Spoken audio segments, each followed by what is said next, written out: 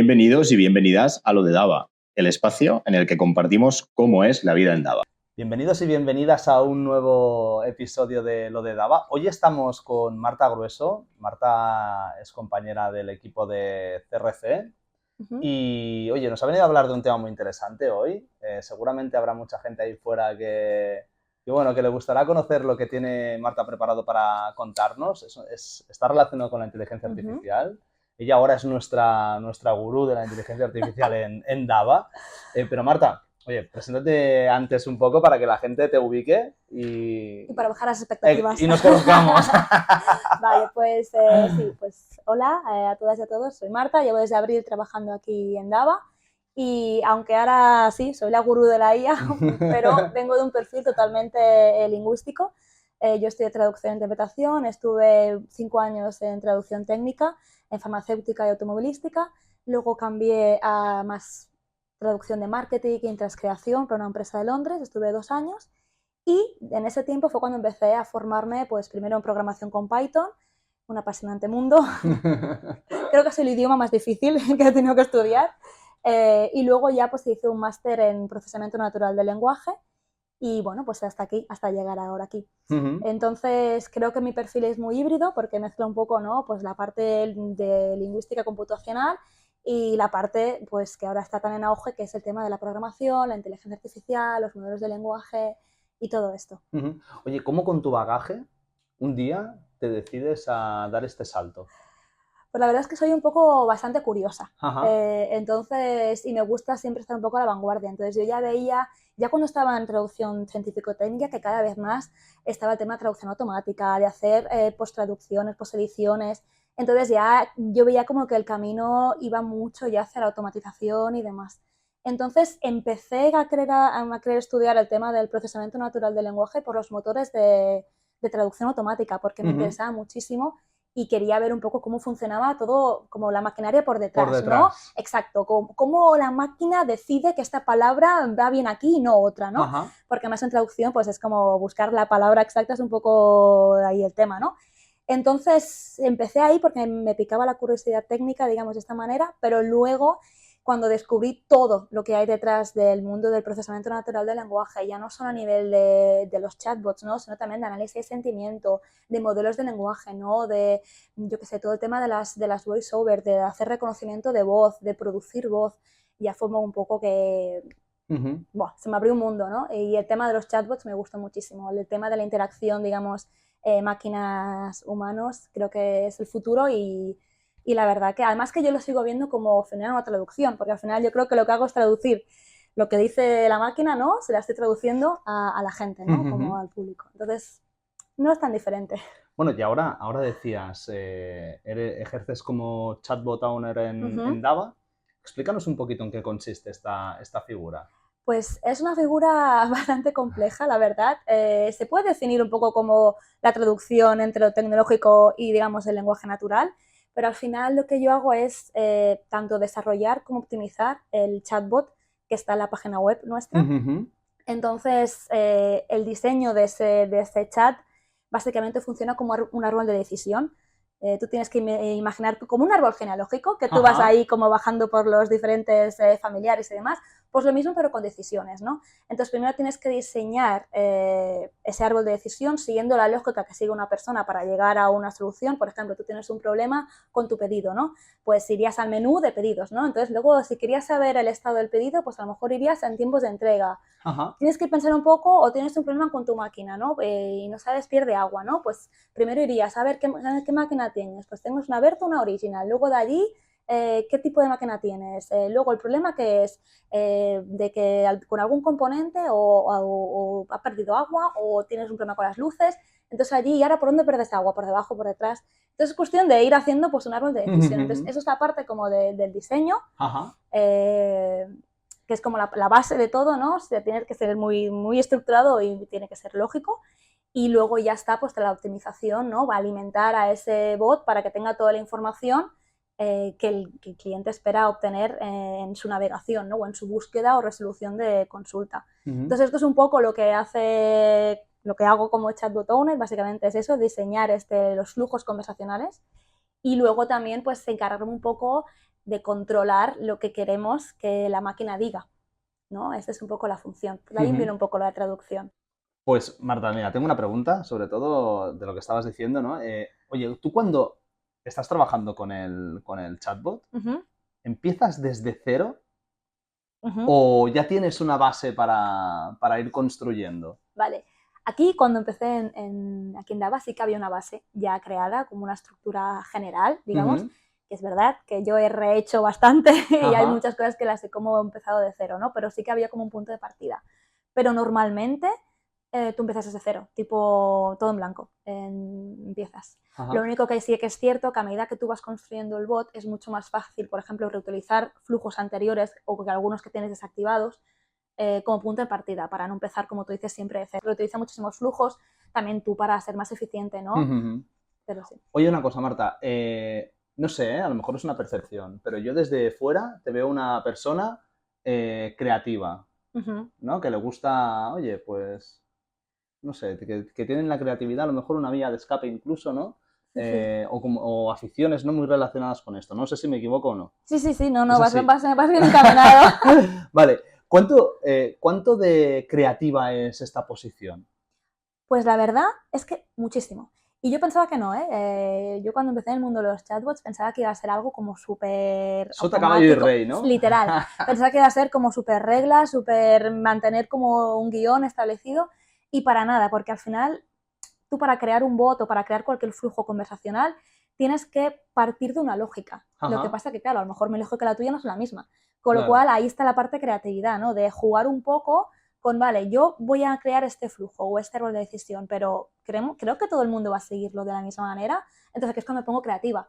Porque claro, yo también soy poco objetiva, porque yo tengo mucho bagaje. Entonces yo lo que para mí creo que es lo más evidente, para una persona que quizá no ha interactuado nunca con un bot, no lo es. Claro. Entonces aquí es como me tengo que poner yo las gafas de persona, ¿no? De cliente o de persona usuaria, ¿no? Que de cero viene esto, y entonces tengo que jugar mucho con la creatividad. Y luego está el tema de los mensajes. Cómo hacer mensajes que sean catchy, ¿no? Que a la gente le pique la curiosidad y entre y demás, ¿no? Pues cómo poner un poco, pues ahora, yo qué sé, cualquier campaña o cualquier promoción nueva, pues ponerle un mensaje corto, porque la gente cada vez lee menos, entonces tiene que ser cortito, ¿no? Y que a la gente le pique la curiosidad por entrar, ¿no? Entonces sí que hay una parte de creatividad. Mira, me ha interesado mucho esto que decías de ponerte en los zapatos de otras personas, ¿no? Y me venía a la cabeza, independientemente del idioma en el que hablen las personas, ¿no? Con su chatbot, ¿hay diferencias en la interacción entre personas, por ejemplo, digamos, del sur de Europa y del norte de Europa? Sí que las hay. Al final también hay una cuestión cultural. En la comunicación en general hay un aspecto cultural, ¿no? Por ejemplo, yo no estoy parando de moverme las manos ahora mismo, ¿no? Pero esto sería algo cultural. Y al final, en tu percepción y en cómo seas tú de abierto y abierta a hablar con una tecnología, pues se nota muchísimo. Por ejemplo, uno de los retos que tengo yo a diario en el bot aquí es que la gente escribe en lengua natural, ¿no? Su problema al bot. Le da muchísima información por escrito, cuando el bot está diseñado para que tú sigas un guión por botones, ¿no? Y el bot pues te va siguiendo el camino que tienes que seguir. Te da diferentes opciones, ¿no? Pero tú tienes que ir siguiendo haciendo clic en los botones. Y aquí, por ejemplo, yo veo que hay muchísima gente que no le gusta seguir ese camino como... Escribe. Sí, entonces escribe. Entonces, por ejemplo, esto en países nórdicos, en Alemania y en Austria, que además como yo he vivido allí, pues siempre me meto, son los mercados también que me gusta mirar bots que haya, ¿no? Y ahí te das cuenta de que hay muchísimas más opciones para botones, porque estoy segura de que han visto y han evaluado y en las estadísticas sale que la gente sí que sigue los botoncitos y nadie escribe algo, pues que, bueno, no lo escriben, directamente van siguiendo. Son muy disciplinados. Hacen caso al bot. Entonces esto es un reto, por ejemplo, ¿no? Entonces yo me lo tomo como un desafío, me lo tomo con filosofía y no me enfado, obviamente, pero entonces pienso, vale, pues aunque la gente escriba, ¿no? Pues por ejemplo, siempre dar la opción de hablar con la gente, ¿no? Sobre todo en flujos complejos de troubleshooting, donde hay muchísimos pasos que tienes que seguir, pero no tienes que elegir la máquina, luego tienes que ver qué tipo de problemática tienes, luego dentro de cada casuística hay un mundo, ¿no? Porque hay muchísimas luces en las máquinas, puede perder agua de diferentes, ¿no? Entonces, pues siempre doy la opción de escalar a gente, ¿no? Para que, punto uno, para manejar la frustración, porque yo entiendo que puede ser muy frustrante entrar en un bloque infinito. Entonces, esto es que hay que anticiparse siempre, ¿no? Y esto en el diseño del bot es un punto fuerte que llevo desarrollando desde abril, ¿no? El tema de anticiparse y ofrecer a la persona usuaria que pueda saltar, ¿no? A contactar con uno de nuestros, bueno, con nuestro equipo, ¿no? Cuando lo necesite. Y ahora bien, ahí yo tengo un margen de guía. Claro, porque entonces yo puedo jugar, entonces decirle, tú que estás con la gente porque estás escribiendo mucho y el bot no te está entendiendo, vale, pero ten en cuenta que tienes que tener pues la máquina delante, te vamos a pedir el número de serie o el número de cliente. Entonces, pues al final un poco redirigir, ¿no?, estas conversaciones, y esto también es un éxito, aunque el bot a veces obviamente se va a encontrar en escenarios que no puede resolver por sí solo, porque las casuísticas son muy complejas o porque pasa algo que el bot no sabe o no tiene información. Entonces hay que saber escalar, hay que saber cuándo perder una batalla, ¿no? Pero cuando se escala la gente bien y para que la experiencia pues sea agradable, ¿no? Y para que se pueda cerrar como todo el ciclo de la conversación. Mira, Marta, iremos a lo de la experiencia ahora, ¿eh? Pero antes, es que, bueno, yo pienso en Melissa, que Melissa es ahí nuestra productora estrella, ¿eh? Esto, vamos, ya lo has visto, está pendiente de todo. Sí. Y, Melissa, una pregunta, esta te la dedico. Esta te dedico la pregunta y yo sé que tú lo valorarás como se merece, ¿vale? Ay, ay. No, al igual que hemos dicho que la cuestión, además de la cuestión idiomática, la cuestión de la zona, ¿no? Desde donde se interactúa con el bot, pues acaba también teniendo un efecto en la relación persona-bot, ¿no? ¿Cómo influye la interacción en función de la generación? Es decir, muchísimo. Yo entiendo desde mi desconocimiento que las personas más jóvenes, ya que eso de llamar me parece que no se lleva demasiado ya, Cero. Ya empiezan a preferir un bot. Sí. Y claro, y cuando le toca a una persona más mayor y le toca al bot, dice, ostras, yo preferiría a la gente, ¿no? Exactamente. De hecho, yo creo que ahí es cuando la gente mayor, ¿no?, que al menos por el momento todavía no están tan, bueno, no son tan abiertos a interactuar con una tecnología, ¿no?, van directamente, ¿no?, al hablar con la gente. Yo creo que es la gente joven la que más. Además también porque también tenemos ahora mismo actualmente, ¿no?, al menos las generaciones más jóvenes, el tema de la inmediatez, ¿no?, que lo queremos todo ya. Yo no me puedo esperar, ¿no? Si a mí el domingo me pasa algo, yo quiero tener una respuesta ya. Es decir, estamos acostumbrados a esto. Entonces, al final, tener un bot que está 24 horas del día, 7 días de la semana, disponible para ti y para solucionar tus problemas, pues esto gusta muchísimo a un tipo de, bueno, a una franja de la población que suele ser más joven, pues es acostumbrada a la inmediatez y al ya. En cambio, quizá una persona pues de otra generación más mayor que prefiera establecer contacto pues telefónico, pues ya se espera al lunes para llamar probablemente. Exacto. Pues no, queríamos volver al tema de la experiencia diciendo, oye, ¿qué impacto tiene un chatbot en la experiencia de cliente? Pues punto uno, el tema de la inmediatez. Yo creo que hoy en día lo queremos todo ya. Entonces, tener a un bot, ¿no?, que te pueda resolver varias consultas o la mayoría de las consultas que se tienen actualmente a través de nuestros canales es un plus, y a nivel de marca pues es estar un poco a la vanguardia. Entonces, punto uno, la inmediatez. Punto dos, que sabes que leyendo un texto cortito o bien te va a redirigir a un apartado de la web, puedo hacer un poco como de buscador, ¿no? O bien te va a redirigir a un apartado de la web, o bien te va a dar información concisa y detallada de lo que tú necesitas. Y luego está el tema de que el escalado siempre va a ser mucho más orgánico que si tú escribes de cero un WhatsApp, por ejemplo, o llamas de cero a atención telefónica. Necesitarán primero pues un poquito de contexto. Pues primero confirmar tus datos personales y todo esto. Luego te tendrán que decir, si tienes un problema con tu máquina, pues tienes delante la máquina, por ejemplo, ¿no? Porque hay mucha gente que llama y no tiene delante su máquina. Entonces, el bot te permite anticiparte bastante, ¿no? Y a modo de disclaimer, decirle a la persona usuaria, si tú tienes un problema con tu máquina, recuerda que te van a pedir, pues esto, número de serie, que tengas la máquina delante y demás. Si tú quieres beneficiarte de una promoción o quieres hacer una compra, recuerda que te vamos a pedir los datos de tu titularidad de la cuenta. Entonces, creas que no, te adelantas y haces que la interacción máquina, usuaria y posible contacto con la gente sea mucho más orgánica y mucho más eficiente. Ajá. Que al final creo que la eficiencia, yo diría que es como el punto más fuerte que tiene que tener un bot en mente, ¿no? Que sea eficiente y que obviamente a nivel de personal, luego lo hablamos, pero a nivel de experiencia de cliente, pues que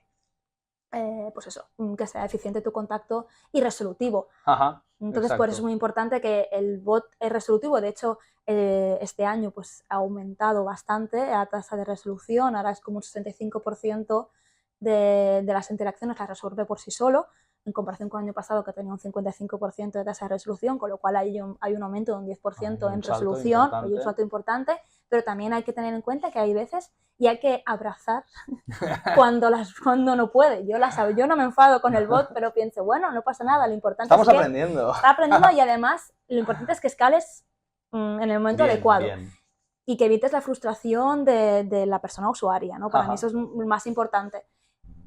Entonces, bueno, todas estas cosas, ¿no? Luego desde el personal, al final es ser eficiente, ¿no? Y que a ti te llegue el contacto con cliente, pero ya como en un estado avanzado, ¿no? Que ya el cliente ya tenga pues esto, ¿no? Pues la máquina o sus datos de titularidad, que ya esté preparado para, digamos, actuar. Entonces, obviamente, pues eso les reduce los tiempos de las llamadas y hace que ellos también, pues, sean mucho más eficientes en su día a día laboral, ¿no?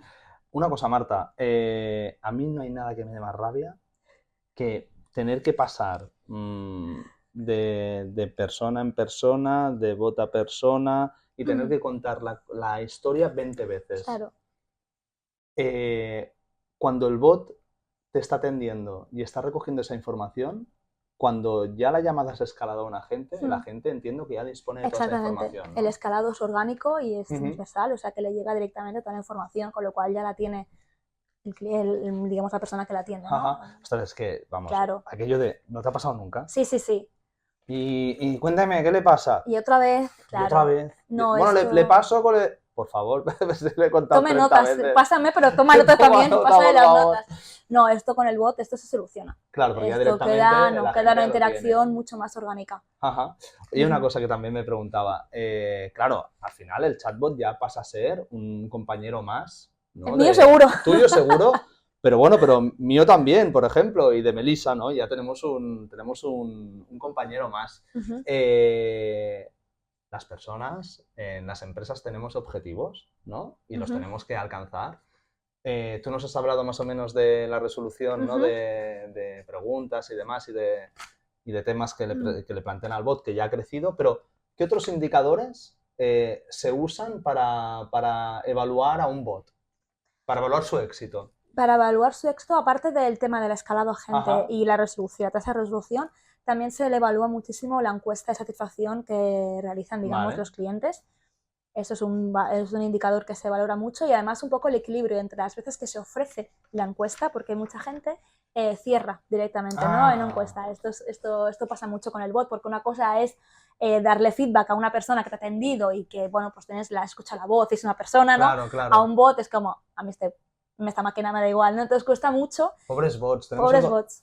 Hay un mensaje para la gente. Hay un mensaje para la gente. Pensad que el bot soy yo.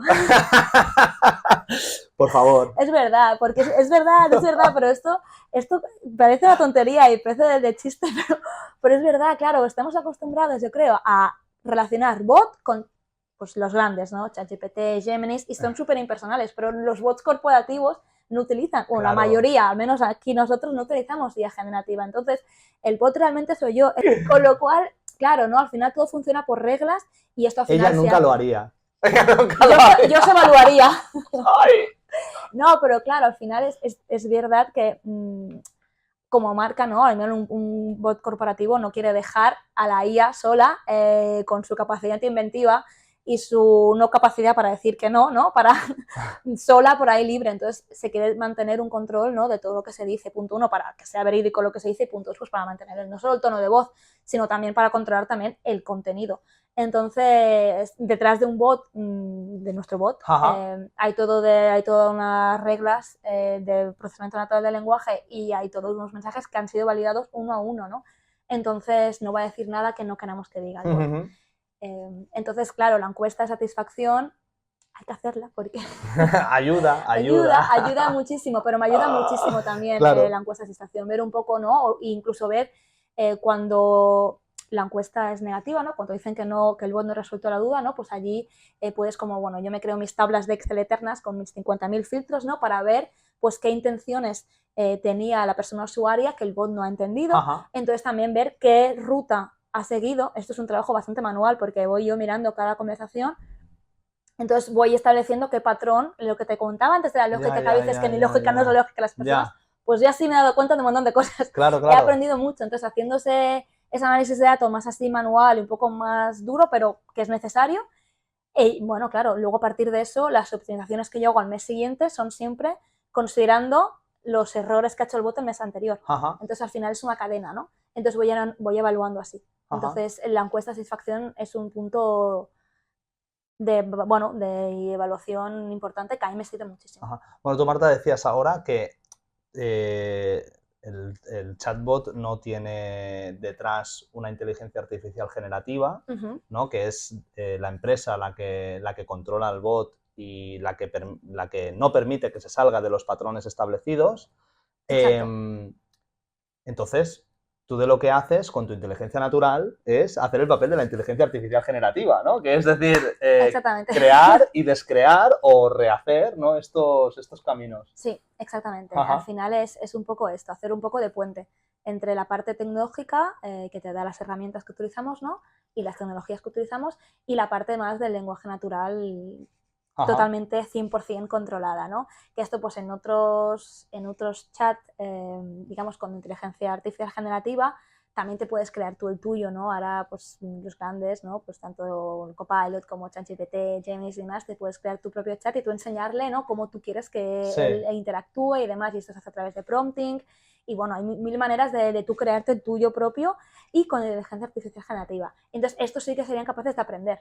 Claro. El nuestro no aprende, el nuestro sigue unos patrones. También tiene reconocimiento de términos y demás, o sea, sí que tiene una parte de comprensión del lenguaje natural, o sea, que si tú escribes algo sí que lo va a entender, pero está mucho más limitado porque al final no tiene inteligencia artificial generativa. Entonces, es un poco buscar un poco el equilibrio, por eso es muy importante el equilibrio entre la parte técnica y la parte del lenguaje natural en estos tipos de bots, más controlados, por así decirlo. Una persona que interactúa con un bot como en tu rol, luego cuando interactúa con otros bots de otras compañías, ¿tiene tips para pasarse el juego? Sí. ¿Para ir más rápido? Sí. Tengo tips porque ya sé dónde tengo que ir, porque sí, ya sé dónde quiero ir a la información. Pero sí que es cierto que a mí me gusta mucho jugar con otros bots, porque claro, aquí ves las lógicas diferentes, ¿no? Y yo, por ejemplo, algunos bots veo que escribe muchísimo, ¿no? El bot digo que le da mucha información, textos muy largos, y yo pienso, pues a mí esto no me gusta, pero digo, ostras, a lo mejor funciona, pues entonces a lo mejor, y voy a probar en este flujo también ampliar el contenido. Entonces, sí que es muy curioso, porque cada uno es diferente, y entonces a mí me gusta mucho jugar, a ver, y sobre todo me muevo mucho por mercados diferentes, porque te comentabas tú el tema de la cultura y demás, de cómo cambia, y es que es real, o sea, jugad si queréis con bots de otras empresas y veréis. Lo que pasa es que sí que es cierto que la mayoría sí que seguimos un cierto patrón. Ajá. Y, por ejemplo, o sea, hemos hablado de esto, ¿no? De las diferencias entre los diferentes chatbots y demás. ¿Cómo eliges tú el tono de voz que tendrá el nuestro? Bueno, o que tiene. Claro, sí, yo me baso muchísimo en el tono de voz de la marca. Vale. Es decir, al final el bot tiene que ser como una trabajador más. Entonces yo le doy frases, ¿no? Pues que yo considero, ¿no? Que están en tono con la marca, ¿no? Pues por ejemplo, al final pues informal, que sea casual pero profesional, un poco seguir también, y también con los valores, porque al final, por ejemplo, pues si la marca va hacia la sostenibilidad, hacia el lenguaje inclusivo y demás, pues todos esos son valores que se pueden también incluir en el lenguaje, ¿no? Entonces haces que vaya alineado, ¿no? Un poco con la marca y también con los objetivos y demás, ¿no? Con los objetivos que tenga la empresa, tú también ahí puedes, al final el bot puede ser muy estratégico. Y si tú tienes un objetivo X, ¿no? Pues tú el bot puedes hacer que recomiende X, ¿no? Para así ir un poco en línea con la empresa. Entonces al final es un trabajo transversal. O sea, que tú al final, pues, oye, le puedes dotar de la personalidad, entre comillas, que vaya mejor, ¿no? Con los diferentes ingredientes que conforman, pues, una marca, una empresa o lo que sea. Siempre siendo muy transparentes y diciendo que soy un bot, quiero decir, porque eso, esto es muy importante. Yo, en cuanto, creo que fue la primera... No que te querría mentir, pero creo que fue como el primer mensaje que cambió, fue el de bienvenida, añadiendo no soy un bot, pero me encanta el café, que es como un poquito, yo te digo que, yo no soy un bot, perdona, no soy una persona, pero me encanta el café.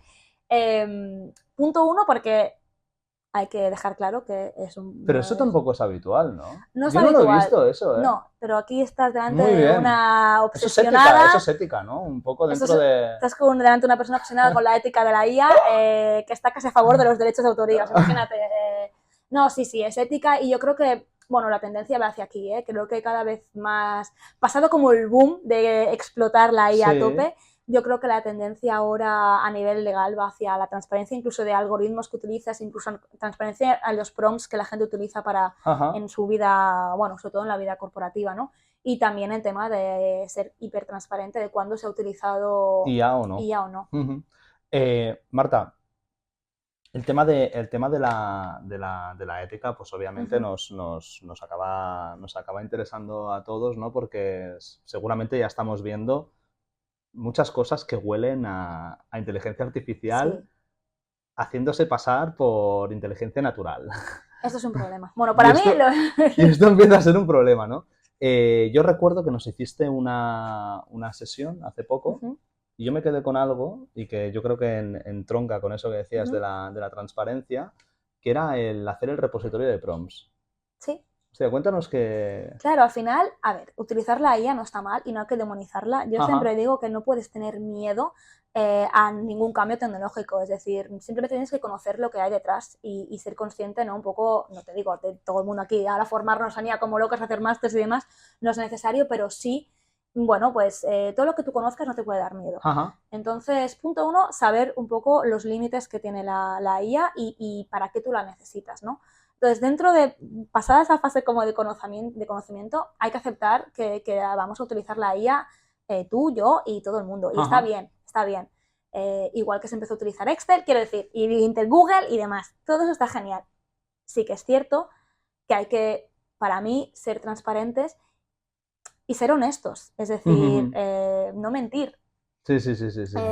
Más que nada porque no lo veo necesario, porque al final es una herramienta que está pues al alcance de todos y ya se ha hecho así, ¿no? Para que esté al alcance de todos, con lo cual lo más lógico es ser transparentes y poder admitirlo sin problema. Entonces, si la estamos utilizando para automatizar procesos, es genial y es súper eficiente, pero sería todavía más eficiente si tú tuvieras un repositorio con todos los prompts que has utilizado y todo tu departamento lo pudiera compartir, por ejemplo. Es un tip. Es un tip muy bueno porque además tú piensas que a partir de ahí la optimización se convierte en algo colaborativo, ¿no? Sí. Y además que tú normalmente vas a querer las mismas respuestas. Si estáis en el mismo departamento y utilizáis prompts parecidos, y por ejemplo, en el departamento, yo qué sé, estás utilizando como lluvia de ideas de campañas o lo que sea, como lluvia de ideas para buscar creatividad.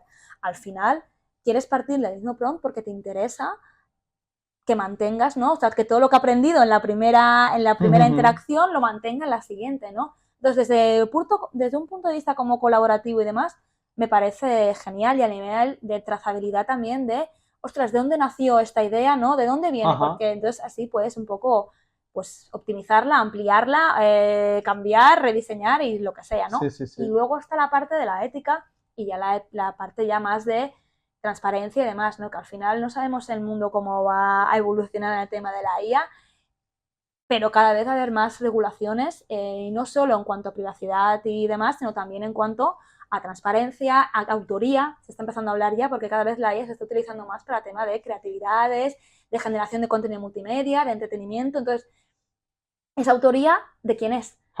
Entonces, tú tener tu trazabilidad. A ver, aquí no escribimos libros, pero no sabemos, ¿no? cómo va a ir el tema legal. Entonces, tú tener tu repositorio de prompts también te va a servir, ¿no?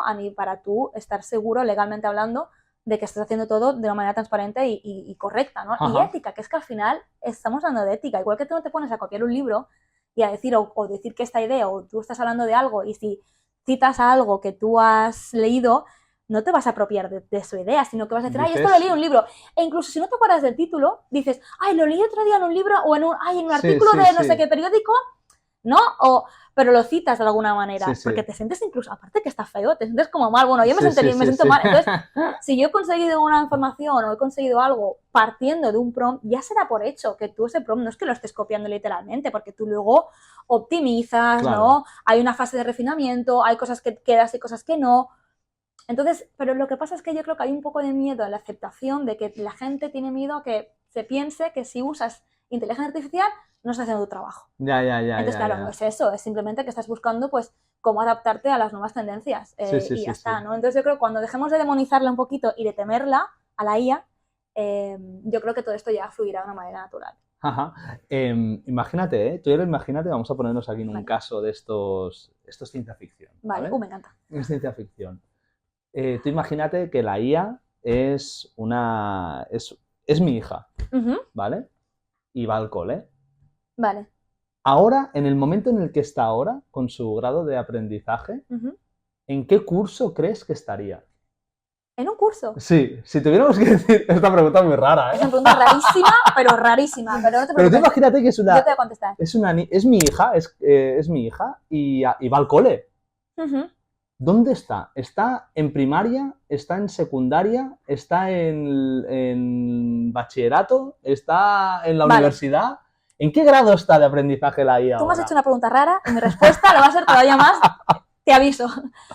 Para mí, a nivel de conocimiento de libros académico, está en un doctorado. Vale. Ahora bien, a nivel cognitivo, en plan, en la escuela del ser humano, en la escuela de la calle. Esa. Bueno, de la calle a nivel de vivir en sociedad y de... Ay, ¿cómo lo he dicho? Ahora se me ha olvidado. La escuela de la calle y la escuela, digamos, cognitiva y de emociones y demás, tiene 3 años. Claro, es que esto es lo que me venía a referir yo, porque Marta, el otro día escuchaba a una persona que decía, no, si ahora la IA sí puede tener todo el conocimiento del mundo, ¿no? Que es más o menos lo que estabas diciendo tú. Pero yo lo voy a simplificar porque yo soy analfabeto en la materia, decía, pero ahora es tonta. El día que, claro, con el tiempo va a ser cada vez más lista y va a saber interpretar todo aquello que tiene en la cabeza, lo va a saber utilizar y lo va a saber. Yo siempre digo que al final la IA no tiene nuestros conocimientos, digamos, de la calle, es que es así, es que queda feo decirlo, pues así, del mundo, ¿no? De vivir en sociedad, de vivir en comunidad. Entonces, hay muchas veces que, por ejemplo, yo cuando hablamos de los prompts en la sesión esta, ¿no? que tuvimos, y eres como, ay, pero esto no es muy evidente. Sí, pero es que tú ya sabes que, por ejemplo, si tú quieres escribir, yo qué sé, le estás preguntando a la IA generativa, estamos hablando ahora, de un ChatGPT o uno de estos, ¿no? Le estás preguntando que tú quieres explicarle, yo qué sé, la metamorfosis a una niña de 5 años, ¿no? Vale. Tú tienes que decirle claramente a la IA que la niña tiene 5 años. ¿Cómo tienes que hablarle a la IA, no? Oye, recuerda que es una niña de 5 años, tienes que hablar con un lenguaje de frases simples, ¿no? De sujeto predicado, no hagas muchas subordinadas, utiliza una terminología fácil, le puedes dar incluso ejemplos, no te compliques, utiliza historias, ¿no? Y tienes que darle un montón de información, ¿no? Para que él te haga algo de calidad, te digo, ¿eh? Sí. Y dices tú, sí es evidente, ¿no? Porque tú y yo sabemos cómo se le habla a una niña de 5 años, ¿no? Pero ella no. La IA no, porque no tiene ese conocimiento más pragmático. Entonces tienes que como quedárselo. Y menos mal que no lo tiene, bajo mi punto de vista, porque eso para mí es un poco como el miedo, ¿no? O sea, al final no nos olvidemos que la IA tiene que ser una herramienta. Una herramienta, no una persona, ¿no? Tiene que ser un Excel. Yo siempre lo digo. A mí Excel me facilita la vida para hacer algunas formulaciones, ¿no? Para hacer tablas, para hacer gráficos y demás. Maravilloso. Pero ya está, es una herramienta. ¿Qué te iba a decir? Claro, pero la IA al final, como empezaron los primeros seres humanos, ¿no? Pues acabará interaccionando, acabará adquiriendo más conocimiento del mundo que le rodea, acabará, bueno, pues cada vez madurando, ¿no? En un sentido, pues no sé si decir intelectual, cognitivo, demás. Es posible que llegue un momento, ¿no? En el que digas, hazme un resumen de la metamorfosis de Kafka para una niña de 5 años. Sí. Y seguramente, y los prompts entonces evolucionarán, ¿no? Todo esto va cambiando continuamente, es decir, de lo que yo estudié en la universidad, el máster, Claro. ahora ya Claro. haz tu mundo, ¿no? Y Claro, seguramente claro. que se veo lo típico, ¿no? El plan de estudios es totalmente diferente y hay que estar muy a la vanguardia, Claro. hay que estar muy al último al día, ¿no? Un poco. Sí que es cierto que va a despuntar y sigue despuntando y, por ejemplo, ahora lo estamos viendo, ¿no? Ahora está en el auge el tema de la regeneración de imágenes, de contenido multimedia que te comentaba, de vídeos, ¿no? Y todo esto. Digamos que a nivel de texto ya ha pasado la moda, ahora el foco está un poco en más imágenes y multimedia, ¿no? Sí, claro que sí, y será una herramienta potentísima, pero yo también creo que todo lo que sube baja. Entonces ahora estamos en la ola de la moda, pero luego le pondremos limitaciones al final. Aparte de legales y demás, yo sí que creo que vendrá un poco luego una ola más restrictiva, que al final es lógico, porque ha pasado siempre en todas las olas tecnológicas, ¿no? Ahora estamos un poco en la cresta de todo lo que se está consiguiendo y hay que reconocer que se están consiguiendo grandes logros, ¿no? Lo que pasa que, pues esto, ¿no? Yo siempre soy un poco más, ya te digo, soy un poco obsesiva con la ética, entonces siempre es un poco de, bueno, relax, porque al final tiene que ser una herramienta que dominemos. Yo quiero dominarla a la IA, siempre, siempre. Entonces, si se tiene el control y seguimos manteniendo la lógica de control, todo bien, ¿no? Cuando ya se despunte, ¿no? Es cuando ya, pero bueno, al final el poder está en nosotros, ¿no? Esto es, siempre lo digo, ¿no? Había el que ganó voy a citar. No, el señor que ganó el Nobel de Economía, que no me acuerdo su nombre, pero lo dijo, ¿no? Que al final la IA no va a matar a nadie, ni no va a ser el fin del mundo, ni mucho nada, no, ni nada por el estilo, ¿no? Porque al final, quiero decir, ha sido el hombre siempre quien ha causado las guerras, ¿no? Es decir, la bomba atómica, ¿sabes? Es decir, esto es así, ¿no? Si no la accionas, no explota. Pues esto es lo mismo, ¿no? La IA por sí sola no va a hacer que nada explote, es el uso que hagamos de ello. Entonces yo creo que cada vez más vamos a ser más conscientes de las limitaciones que tenemos que poner nosotros, porque cada vez la IA irá ganando, ¿no? Y cada vez irá siendo, bueno, las limitaciones que vemos ahora, mañana ya no estarán, porque habrá conseguido, irá superando, tipo carrera de obstáculos, irá saltando barreras, pero yo creo que es como responsabilidad, digamos, de la humanidad ponerle a las barreras que consideramos que se consideren oportunas. Bueno, nos has ido dando un poquito las claves. Yo te quería preguntar, oye, ¿cómo va a evolucionar esto en el futuro? Pero claro, entendemos, ¿no? Que es un mundo tan cambiante que no podemos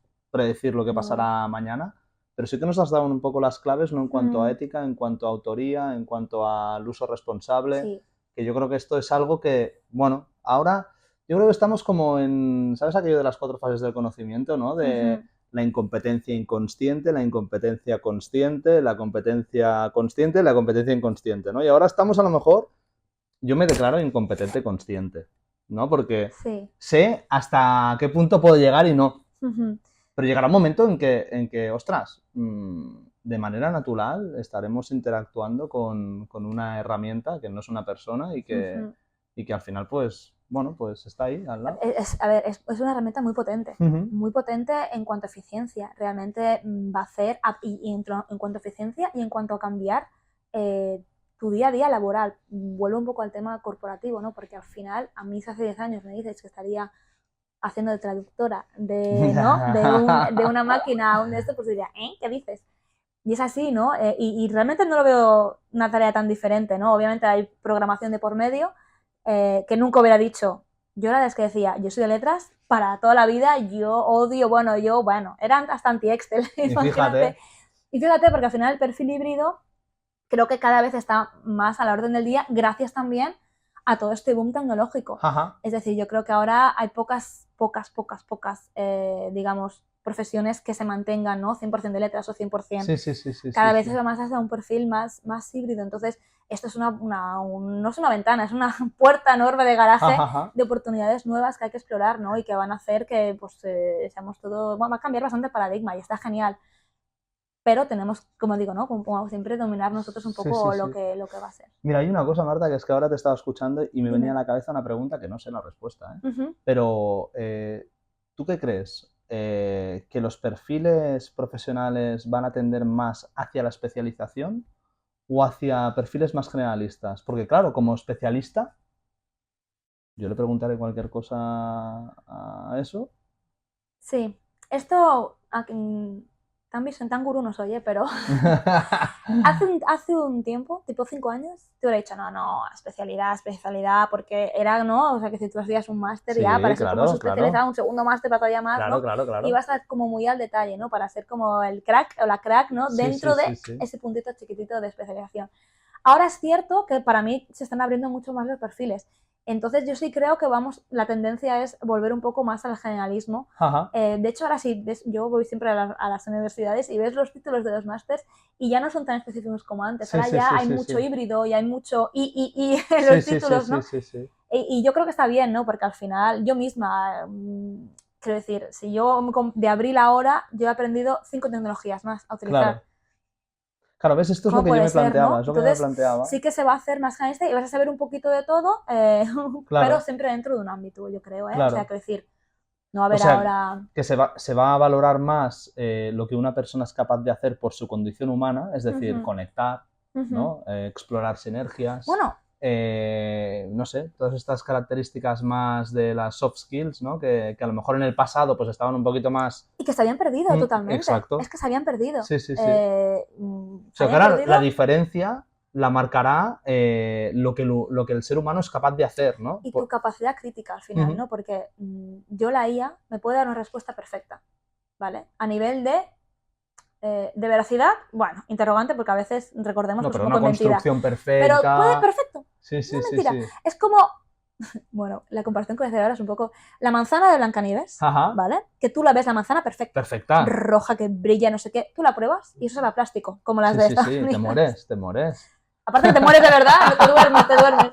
No, pero es como fake, ¿no? Es como, pero es perfecta. A simple vista es como perfecta. Ahora bien, lo que hay entonces yo creo que la capacidad de análisis, la capacidad crítica, al final va a ser algo que para mí es solo humano, es una condición totalmente humana, ¿no? Entonces, ya me parece bien también que tú, con lo que te dé, la respuesta que te dé la IA, que seas tú, ¿no? Como persona quien decida, pues esto sí, esto no, o aquí te has ido por los cerros de Úbeda, ¿no? O aquí sí que has acertado, ¿no? Un poco que tú surfes, ¿no? Un poco con la información y coges un poco lo que tú necesites. Mira una cosa, antes de acabar, Marta, me gustaría que, nada, de manera muy resumida, nos dieras algunos tips para interactuar y sobre todo lo que no debemos hacer jamás cuando estamos interactuando con la inteligencia artificial. Vale. Vamos a hacer 2 escenarios. El escenario, estás con mi bot. Vale. Es decir, con un bot corporativo que es como cerrado, ¿no? Más de reglas, que no tenía idea generativa. Por favor, importante, realmente seguir... los pasos. Seguir los pasos, ¿no? Las opciones que te va dando. Seguir las opciones porque al final, sobre todo al principio, ¿no? Porque para ir perfilando, para que tú ya vayas un poco, déjate llevar. Déjate llevar, exacto. Déjate llevar por el flujo del bot, deja que te lleve la corriente, ¿no? Porque realmente así es como vas a llegar a la información correcta. Más que nada porque si tú empiezas ya a escribirle, no encuentro mi pedido, bueno, pues que a lo mejor te va a derivar ya... Yo voy pues así, a saco, claro, pues muy mal. Muy mal. No lo voy a hacer jamás. Ya no.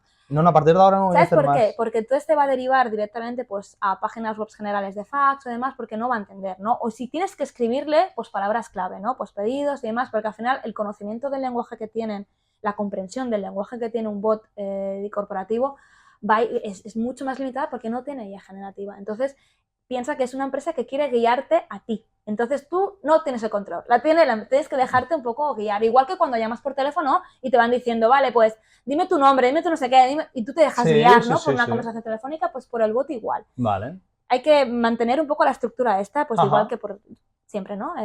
Dejarte guiar por lo que la empresa, las opciones que te da la empresa, ¿no? Luego, esto a nivel de mi bot. A nivel de los bots, digamos, con IA generativa, ¿no? Que utilizamos en nuestro día a día personal, o si la empresa te ha puesto uno corporativo, seguro y cerrado y demás, entonces aquí ya cambia totalmente la estrategia.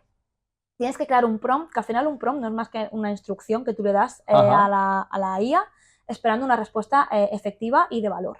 Entonces, en ese prompt es importante que seas súper, mega, ultra preciso, que realmente vayas al detalle, que estructures tu información, lo que tú quieres, la instrucción, por partes, ¿no? O sea, primero decirle qué esperas, quién esperas que sea, porque al final decirle, vas a ser un analista de datos que no sé qué, con tantos años de experiencia, que trabaja en el sector de la venta de café, por ejemplo, ¿no? Decirle quién es.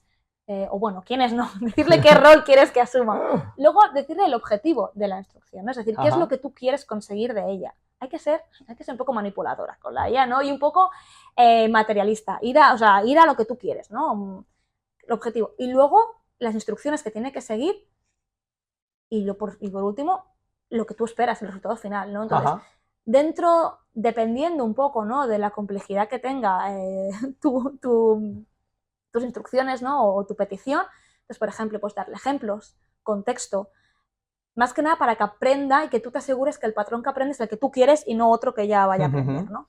Luego, obviamente, hay otros trucos más específicos de, por ejemplo, pues hay un parámetro que se llama temperatura, que lo puedes también, que es un poco la capacidad inventiva que tiene la IA. En la mayoría de los modelos de lenguaje de código abierto que hay actualmente, ¿no? Los que utilizamos todas y todos, ¿no?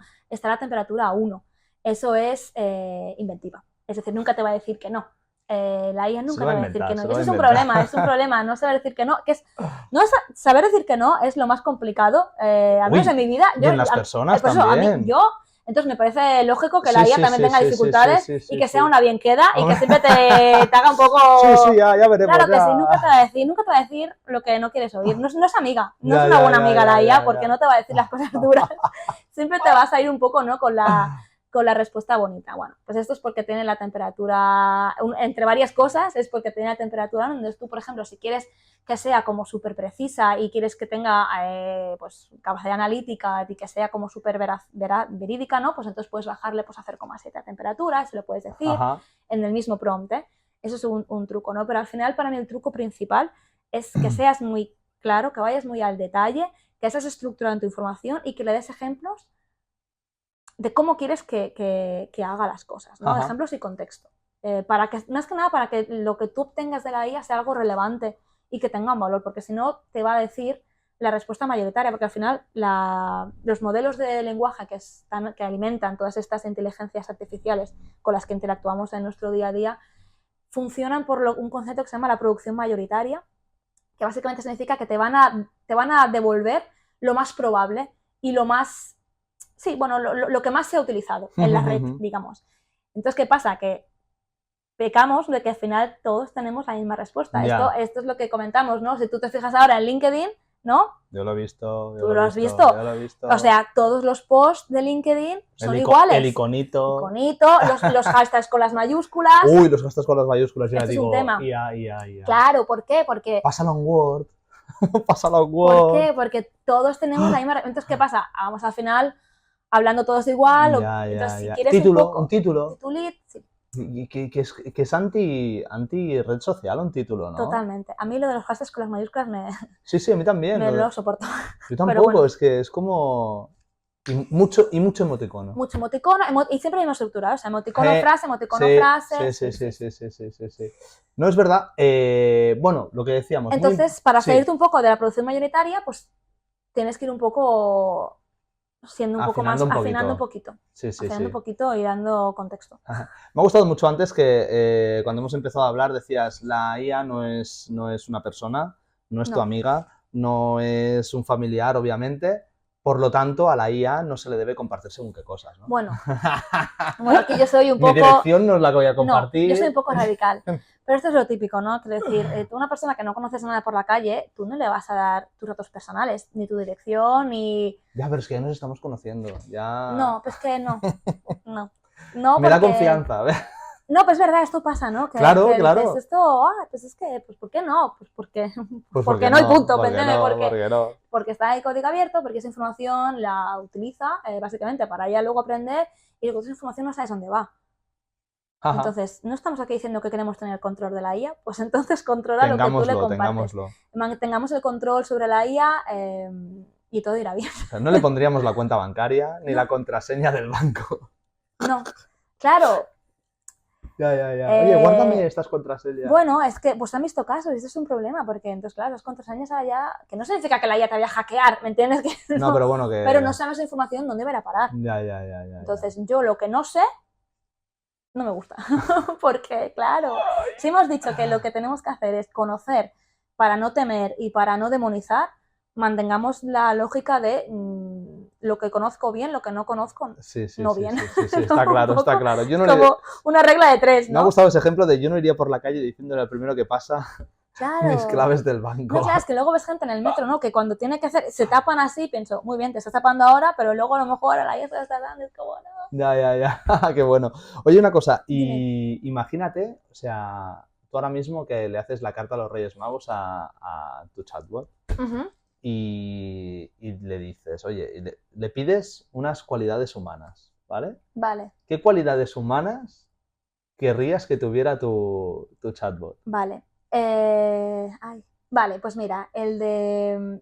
¿En general, con los chatbots en general o el de...? Bueno, sí, en general. En términos generales, para mí, que sería lo ideal es que tuvieran esta capacidad analítica y crítica, ¿no? Y el saber decir que no, saber una respuesta, ¿no? Es decir, que muchas veces lo típico, cuando tú estás buscando una respuesta verídica o con una fuente fiable, te da la información, te pone ahí un link, tú vas a ese enlace a comprobar si lo que te ha dicho estaba allí y no está. Y yo le digo, pero una cosa, ¿no me has dicho que esta información está aquí? Y no es capaz de decirme, me va a decir que tengo razón. Tienes razón, exacto. La razón me la da siempre. Sí, es increíble. Pero no te va a decir, no lo puedo hacer. Entonces, para mí la capacidad de decir no sería como lo ideal. Que seguramente es la respuesta que nadie diría, pero yo quiero que me diga cuando no pueden hacer una cosa. Porque... Bueno, le da una carga de veracidad mayor, ¿no? Exactamente. Porque al final si no lo sabe hacer, te lo dice, oye. Entonces, para mí eso sería un punto importante y bueno, la capacidad un poco crítica, ¿no? Para mí, ahora estamos leyendo noticias que para mí me preocupan muchísimo, ¿no? Estamos hablando de suicidios, de he perdido un vuelo porque la IA me dijo que no te había avisado, estas cosas que este verano ha habido muchísimos casos de estos, ¿no? Entonces, para mí realmente como un bloqueo, ¿sabes? Cuando se vea cosas así, si no sabe, pues o bloquear que no siga la interacción, pararla, ¿no? Un poco que para mí sería... Ya ves que son bastante restrictivas las cualidades que yo creo que debería tener la IA, que a mí me gustaría. ¿Y qué debería mantener un ser humano en su interacción con la IA? Porque ahora me parece, ¿no? que ostras, estamos deseando que la inteligencia artificial tome el control de lo que hacemos, de lo que producimos, de lo que somos, ¿no? Y estamos un poco, con lo que tú decías, a la expectativa de que nos avise o nos dé aquel dato o tal. ¿Qué deberían mantener los seres humanos en su condición de ser humano? Para mí, la capacidad de razonar. Porque, quiero decir, tú el tiempo lo miras cada día, ¿no? Y a lo mejor llevas toda tu vida mirando el tiempo, la previsión del tiempo, pues en la televisión o en cualquier web, ¿no? ¿Por qué ahora se la vas a pedir a la IA? Sí. Si ya sabes que hay un canal específico, ¿no? Que te da esa información y que tú sabes interpretarlo más o menos. Y que tú ¿por qué? Quiero decir, algo lógico, ¿no? Quiero decir, a la IA que hay que pedirle, pues cosas que antes no podíamos hacer. Lo que yo veo que a mí me sorprende es cuando, por ejemplo, se utiliza la IA, ¿no? Los chats GPTs y todos estos para buscar información. Google. Quiero decir, en Google tú además puedes elegir la fuente. Entonces, si tú quieres buscar una fuente verídica, vas a ir a la web que tú conoces que te va a dar la fuente verídica. De confianza. Si quieres simplemente información general, pues te vas a ir a Wikipedia. Sí. Y no pasa nada, no tienes que decir, bueno, quiero decir, tienes tú el poder de decidir dónde vas a buscar esa IA, ¿no? La IA tú no sabes de dónde sale esa información y nunca vas a saberlo, porque te va a mentir probablemente de dónde la saque. Al menos hasta el día de hoy a mí me miente, no sé el resto. Entonces, un poco la capacidad de razonamiento lógico que tenemos, ¿no? De cuándo usar la IA. Entonces, para mí creo que lo más importante que tenemos y el reto de la humanidad está genial la IA, ¿no? Vamos a tope y claro que sí, juguemos con la IA y seamos más eficientes en el trabajo con la IA 100%, o sea, por supuesto, pero no perdamos el norte. Una cosa es que tú busques maneras de ser más eficiente, por ejemplo, la comunicación con tus clientes y demás. Otra cosa es que ahora es como si ahora decimos, no, ahora eliminamos el contacto telefónico, de WhatsApp y de todos nuestros canales digitales y solo el bot. Un momento. Quiero decir, ¿a que no lo haríamos? Vale, pues entonces lo mismo en todos los aspectos de nuestra vida, ¿no? Sí. Un poco mantener la razón. Oye, pues nos quedamos con este mensaje, Marta. Muchísimas gracias. Ha sido una conversación muy interesante. Bueno, seguramente tendremos que volver a hacer esta conversación porque, a ver, Melissa, dentro de 6 meses esto ya está desactualizado. Entonces, y solo hemos hablado del chatbot. O sea, de todas estas cosas de IA no hemos hablado. Sí, tenemos Yo creo que tenemos que hacer un capítulo de estos cada 6 meses, ¿no? Para... Updates. Sí, ¿Qué punto los estamos? Updates, exacto. Oye, a ver, actualízanos un poco. ¿Cómo te va? ¿Cómo va? Exacto. Oye, pues muchísimas gracias, ha sido un placer. Ahora yo creo que ya conocemos un poquito más cuál es la función que hay detrás de ese palabra del bot, chatbot owner, ¿eh? Sí. Y nada, ha sido un placer. O sea que muchísimas gracias. A ti por invitarme, un placer y cuando queráis, aquí estoy.